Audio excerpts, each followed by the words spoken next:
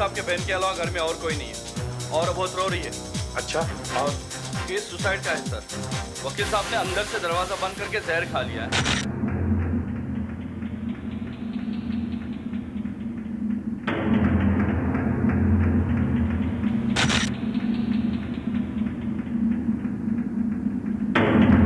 Doctor साहब, body को अच्छी तरह से चेक कीजिए। पल्स नहीं चल रही है। He is dead. बॉडी को देख के लगता है कि इनकी मौत रात को करीबन 8 और 9 के दरमियान हुई होगी।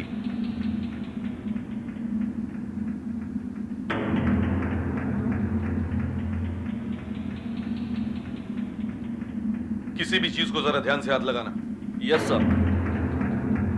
हो सकता है आत्महत्या का कोई नोट वगैरह हो।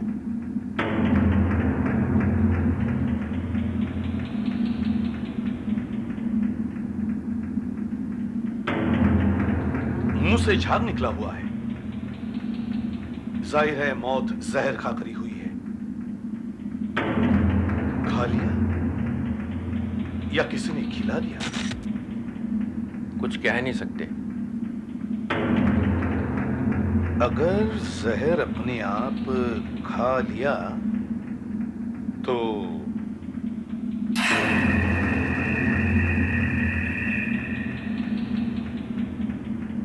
ब्लड प्रेशर कम करने की दवाई? ब्लड प्रेशर के मरीजों को अक्सर डिप्रेशन हो जाता है। इसमें से एक कैप्सूल खाया है?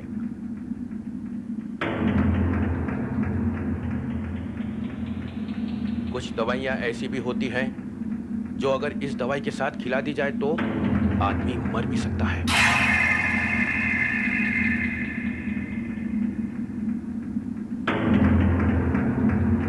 इसका मतलब किसी ने वकील साहब को पहले वो दवाई दी और फिर जब उन्होंने ये कैप्सूल खाया तो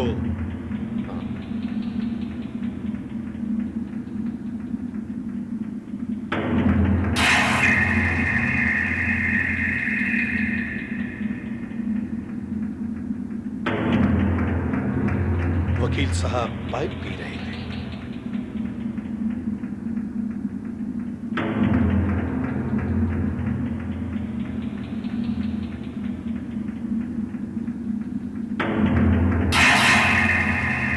दूध आधा पिया हुआ है।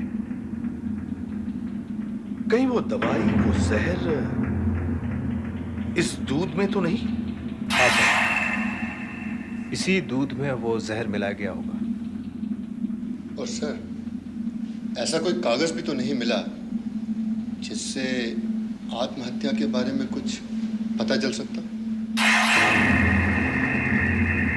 अगर वकील साहब को जहर इस दूध में दिया गया तो फिर ये ग्लास अंदर कैसे आया? दरवाजा तो अंदर से बंद था। कौन हो सकता है? कौन ला सकता है ये जहर से भरा दूध? मैं ये कैसे बता सकती हूँ? अगर आप नहीं बता सकती तो और कौन बता सकता है? आप ही तो उनकी देखभाल करती थी। और अगर आपने उन्हें दूध का गिलास नहीं दिया तो क्या आसमान से टपक पड़ा? आपके भाई की मौत जहर खाने से हुई है। अब जहर कहां से आया ये तो हम कह नहीं सकते, मगर दूध भाई साहब तो दूध पीते ही नहीं थे। दूध पीते ही नहीं थे? कमरा अंदर से बंद है, दूध का ग्लास आधा खाली है। फिर ग्लास अंदर लाने वाला कौन? दूध पीने वाला कौन? हे भगवान, ये सब क्या हो गया? अब मेरा क्या होगा? होना क्या है? सारी जायदाद मिलेगी और क्या? रहने दो ना सरोज, तुम भी। क्यों रहने दो जी? तुम चुप रहो। पिछले 15 साल से हम इस फ्लैट में रहते हैं। एक दिन भी ऐसा ना गया हो जिस दिन इस औरत ने अपने भाई से झगड़ा ना किया हो जायदाद के लिए। नींद हराम कर दी हमारी। वकील साहब आपके पड़ोसी थे, इस तरह की बातें कर रही हैं आप उनके लिए? देखिए, वकील साहब को आखिरी बार जिंदा देखने वालों में सिर्फ आप ही हैं। और तो कोई घर में आया ही नहीं। आई थी। आई थी? कौन? वही चुड़ैल राधा। कहने को तो वो मेरी बहन की लड़की है, मगर उसे भतीजी कहने में भी शर्म आती है। क्यों? जब देखो जायदाद के लिए झगड़ा करती थी, झूठ बोलती है वो। कल आप वहां से कितने बजे निकली थी?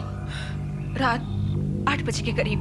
और वकील साहब की मौत करीब 8:30 के आसपास हुई थी। क्या कहना चाहते हैं आप? वकील साहब की टेबल पर हमें एक दूध का ग्लास और ये कैप्सूल्स मिले हैं। दूध का ग्लास? लेकिन दूध का ग्लास तो वहां कोई था ही नहीं। था ही नहीं? तो फिर वकील साहब को दूध किसने दिया?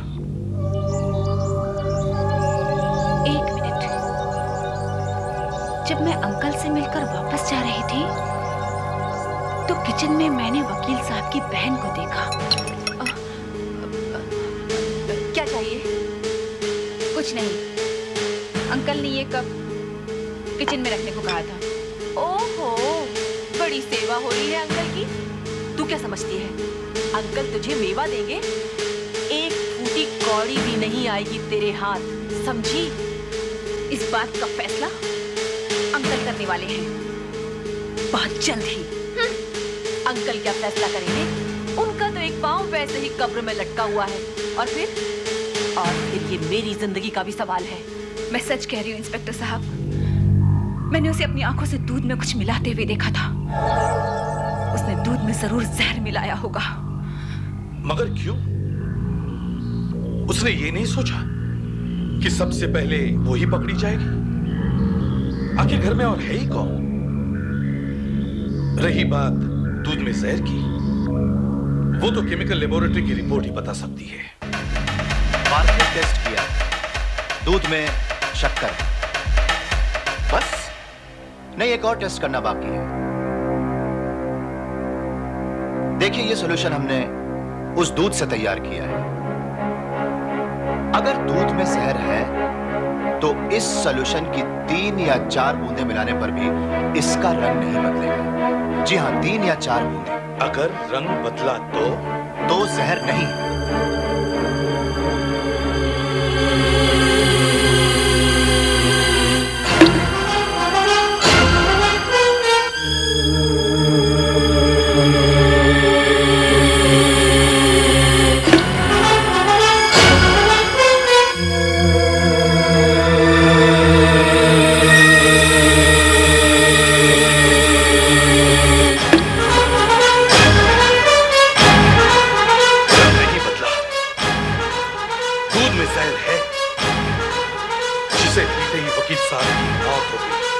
जरा रुकिए, मैं चौथी बूंद गिरा के देखता हूं।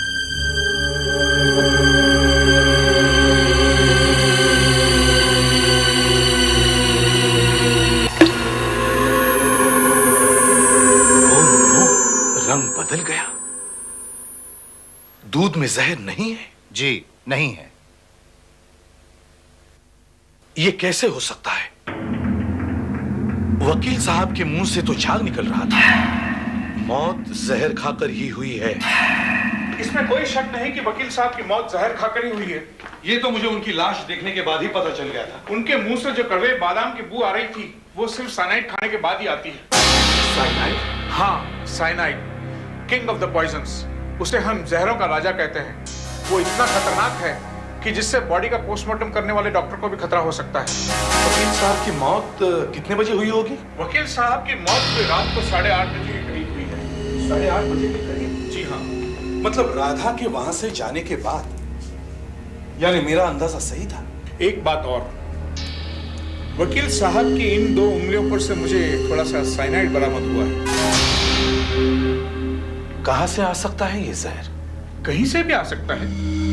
In fact be careful. आप जब कमरे की तलाशी लेंगे, आपको सावधानी बरतनी होगी। और वकील साहब ने जो ब्लड प्रेशर कम करने की दवाई खाई थी, जहर उस दवा के साथ भी अंदर जा सकता है। इस केस ने बहुत उलझा दिया है मुझे। कमरा अंदर से बंद। वकील साहब अगर आत्महत्या करना ही चाहते थे तो वो कोई घरेलू जहर भी ले सकते थे, लेकिन साइनाइड? कैसे हुई वकील साहब की मौत? ये रिमोट कंट्रोल से हुआ है सर, रिमोट कंट्रोल से। जैसे दूर से रिमोट का बटन दबाने से टीवी ऑन होता है, टीवी ऑफ होता है वैसे ही दूर से रिमोट का बटन दबाया और आदमी मर गया। बेवकूफों जैसी बातें मत करो। Sorry sir. जिस दिन रिमोट कंट्रोल से मर्डर होने लगेंगे हमारी नौकरियां चली जाएंगी और फिर कंप्यूटर का इस्तेमाल करना पड़ेगा। सर्जन को वकील साहब की उंगलियों पर साइनाइड के ट्रेसेस मिले, लेकिन साइनाइड वकील साहब की उंगलियों पर लगा कैसे? वो क्या चीज हो सकती है जिस पर साइनाइड लगाकर कातिल चला गया? टेबल लैंप, कुर्सी, पाइप। आगे बोलो। पेन, पेपर, पैसा।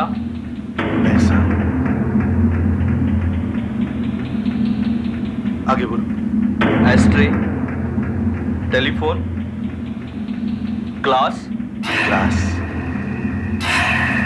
Yes, glass.